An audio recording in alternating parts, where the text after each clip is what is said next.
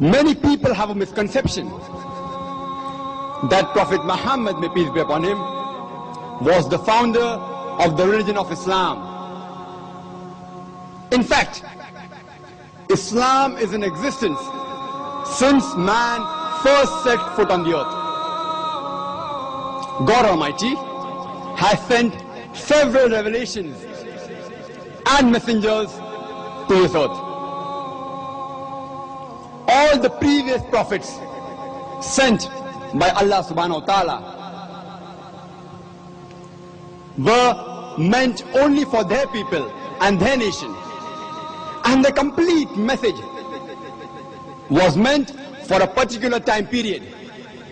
That's the reason, that's the miracle they performed, like the parting of the sea, like raising the dead to life, convinced the people of that time, but cannot be examined and verified by us today. Prophet Muhammad, may peace be upon him, was the last and final messenger of God Almighty, sent to the whole of humanity, and his message is meant till eternity. For any book to claim that it is a revelation from Almighty God, it should stand the test of time.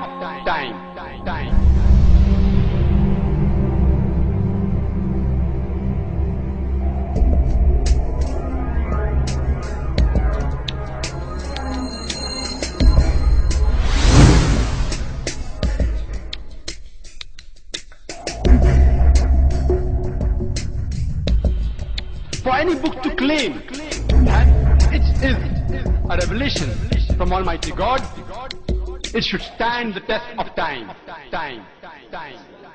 For the first 35 years of my life, I was a disbeliever.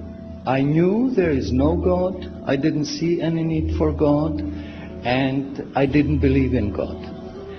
But ever since I was small, I was interested in science. And as my knowledge of science grew, 25 years ago, in basically a flash, I came to the conclusion that the universe is so perfectly made and everything so perfectly matches together that there must be God. So in 1 second I went from certainty there is no God to certainty there must be God and only one God. So I accepted there is God. I said, Ashhadu alla ilaha illallah. But I was not looking for a religion. I thought all religions are wrong. And I bought a Quran, English translation of the Quran. And when I started reading it with the same idea that just like Bible, it was written by man. Only in this case we know the name of the man, Muhammad. And then when I was maybe about 1/3 in Quran, I remember telling my wife, you know, this Muhammad, he must have been a very smart, very intelligent man, because this book is very clear, very logical, very easy to follow, and there are no contradictions. But then as I read later, I suddenly saw a scientific fact which I knew was only discovered in the 20th century. So immediately I saw that Muhammad is not the author of the Quran. That Muhammad is a messenger sent by God to give the Quran to mankind. I saw, mashallah, Muhammad Rasulullah.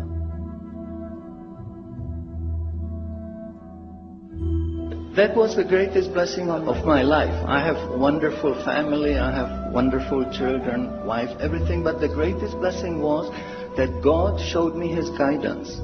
And when I pray, I make dua, God, please let me die as a believer.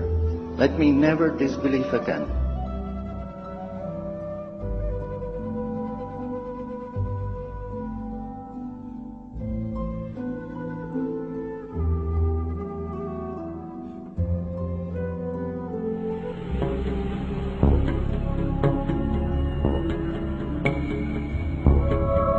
In every age, people have always wondered how this seamless universe originated.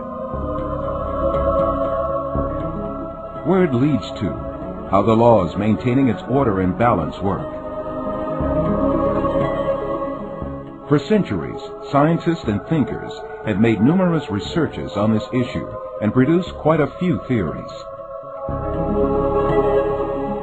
The prevailing thought of the 19th century was that the universe was a collection of matter infinite in size that existed since eternity and that would continue to exist forever. Laying the groundwork for the materialist philosophy, this view denied the existence of a creator, while it maintained that the universe had neither a beginning nor an end. However, an American astronomer by the name of Edwin Hubble made one of the greatest discoveries in the history of astronomy. While he observed the stars with a giant telescope, he found out that they emitted a reddish light depending on their distance. This meant that the stars were moving away from us. Because, according to the recognized rules of physics, the spectra of light beams traveling towards the point of observation tends towards violet, while the spectra of light beams moving away from the point of observation tend toward red. During Hubble's observations, the light from stars was discovered to tend towards red. This meant that they were constantly moving away from us. Before long, Hubble made another very important discovery. Stars and galaxies moved away not only from us, but also from one another. The only conclusion that could be derived from a universe where everything moves away from everything else is that the universe constantly expands. The expansion of the universe implied that if it could travel backwards in time, the universe would prove to have originated from a single point. The universe had come about by the explosion of this single point with zero volume. This great explosion was named the Big Bang.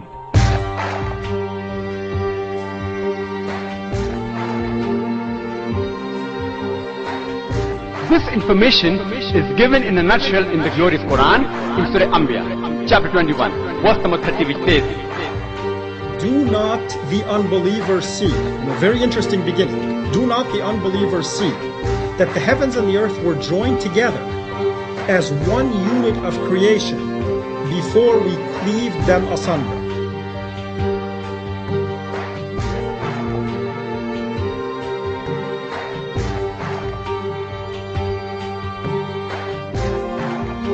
Imagine, this information which we came to know recently, the Quran mentions 1400 years ago.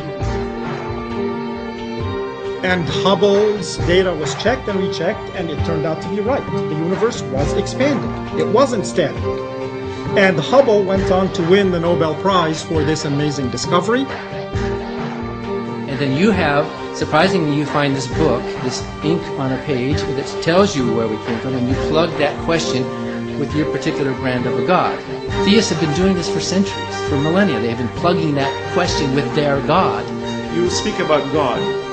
We call Allah God. What is Allah? Allah, from the Islamic perspective, means the God, the absolute, indivisible God. When you say it's falsifiable, falsify my existence.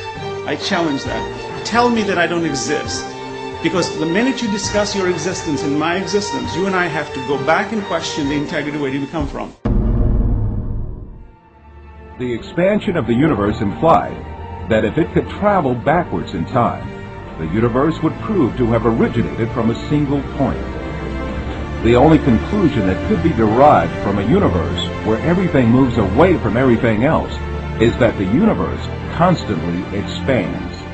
And so then we read in the Quran, in Surah Al-Dhariyat, "And the heavens we have built with power and force, and we are expanding it, expanding it, expanding it, expanding it, expanding it, expanding it."